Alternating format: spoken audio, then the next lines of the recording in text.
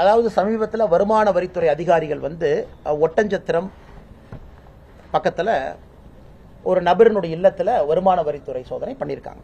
நான் கோயம்புத்தூர்ல பதில் சொன்ன ஆம், என்னுடைய உறவினர் தான், தூரத்து வகையில் ஒரு விதத்தில் உறவினர்.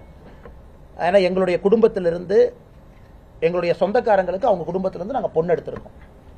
இது கொங்கு உதாரணத்துக்கு நானும் செந்தில் பாலாஜியும் உறவினர் தான். நானும் செந்தில் பாலாஜியும் பங்காளி. நானும் செந்தில் பாலாஜி அண்ணனும் ஒரே கோயிலுக்கு போறவங்க, உறவினர் தான். நானும் ஜோதிமணி அக்கா நிறைய பேர் நானும் ஜோதிமணி அக்கா உறவினரா? நானும் ஜோதிமணி அக்கா உறவினர். எனக்கு அக்கா வந்து 20 வருஷமா தெரியும். அவங்க வீட்டுக்கு போயிருக்கேன், சாப்பிட்டுருக்கேன். அரசியல் வருவதற்கு முன்பு அவங்க அம்மா கையில சாப்பிட்டுருக்கேன். ஏன்னா நானும் ஜோதிமணி அக்காவும் ஒரே கோயிலுக்கு போறவங்க, பங்காளி தான். இந்த மாதிரி நான் சொல்லிட்டே போவாங்கண்ணா. நானும் சக்கரபாணி அண்ணன் உறவினரா? ஆமாம், உறவினர் தான். திமுக கொங்கு பகுதியில் இருக்கக்கூடிய எல்லோருமே 20 விதத்தில் எனக்கு உறவினர் தான். நீங்க அந்த ஆங்கிள் போனீங்கன்னா எல்லோரும் எனக்கு உறவினர்கள் தான். ஏன் நானும் செந்தில் பாலாஜி அவர்களும் எதிரும் புதிருமா இன்னைக்கு அரசியல் பேசிட்டு இருக்கோம். ஒரே கோயிலுக்கு போற ஆட்கள், பங்காளிகள். நானும் கரூரினுடைய அதிமுக அமைச்சர் விஜயபாஸ்கர் உறவினர்களா? ஆமாம் உறவினர்கள், ஆமாம் பங்காளி. ஒரே கோயிலுக்கு போறோம். செவ்வாய்க்கிழமை கோயிலுக்கு போறோம்னா எதிரும் புதிரும் முட்டிக்குவோம். நான் வர்றப்ப அவங்க வர மாட்டாங்க, அவங்க வர்றப்ப நான் போக மாட்டாங்க. அந்த கோயிலே அட்ஜஸ்ட் பண்ணி வேற வேற டைமுக்கு வர சொல்லுவாங்க. இதை ஒரு லாஜிக் எடுத்து நாம அரசியல்ல பேச ஆரம்பிச்சாங்கன்னா எல்லாமே உறவினர்கள் தான், சொந்தங்கள். எல்லாரும் அரசியல் வந்ததுக்கு அப்புறம் எல்லாரும் சொந்தங்கள்.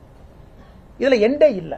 என்னுடைய குடும்பமா, என்னுடைய ரத்த சொந்தமா, என்னுடைய சகோதரியா சகோதரனா நீங்க கேட்கிற கேள்வி ஒரு நியாயம் இருக்கு.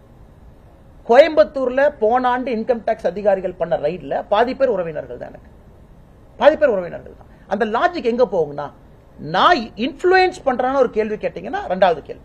இல்லைங்கன்னா ஒரு ரைடு பண்ணிட்டாங்க, நீங்க ஏதாச்சும் இன்கம் டாக்ஸ் போன் பண்ணீங்களா? யாருக்கு இது வரைக்கும் லைஃப்ல இன்கம் டாக்ஸ் நான் போன் பண்ணதில்லை. இல்ல அவங்களுக்கு அந்த எவேஷன் பண்ணிருக்காங்க கேட்டீங்களா? சத்தியமா நான் பண்ணல. அது இன்கம் டாக்ஸ் அதிகாரியை செக் பண்ணீங்க, போன் ரெக்கார்ட் செக் பண்ணீங்க.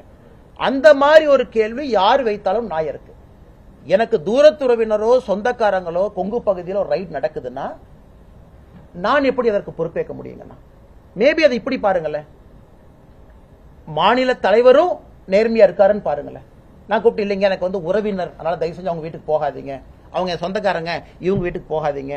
இல்ல இன்கம் டாக்ஸ் இங்க ரைட் அடிச்சீங்கன்னா அரசியல் 20 சீட் கொடுப்பாங்க. ஆனா அரசியலுக்கு வந்த பிறகு நான், அது செந்தில் பாலாஜி அவர்களாக இருந்தாலும் சரி, ஜோதிமணி அக்கா அவர்களாகவும் சரி, சித்தாந்த ரீதியில் கொள்கை அடிப்படையில் நாங்கள் எடுத்துக்கிறோம். ஏன் நான் அரசியல் வருவதற்கு முன்பு நானும் செந்தில் பாலாஜி அவர்களும் ஒன்றாக அமர்ந்து உணவு சாப்பிடலையா? செந்தில் பாலாஜி என் வீட்டுக்கு வந்து சாப்பிட்டு போயிருக்காரு. அரசியல் வருவதற்கு முன்பு எங்க அம்மா கையில சாப்பிட்டு போயிருக்காரு. உண்மை நான் சொல்றேன்.